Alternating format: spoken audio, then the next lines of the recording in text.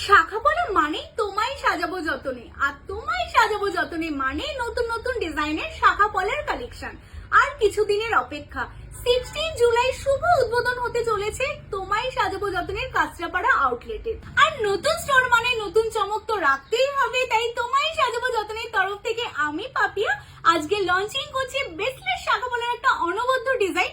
আর এই ডিজাইনটা কিন্তু তোমরা তোমায় সাজাবো যতনে স্টোর ছাড়া আর কিন্তু কোথাও দেখতে পাবে না।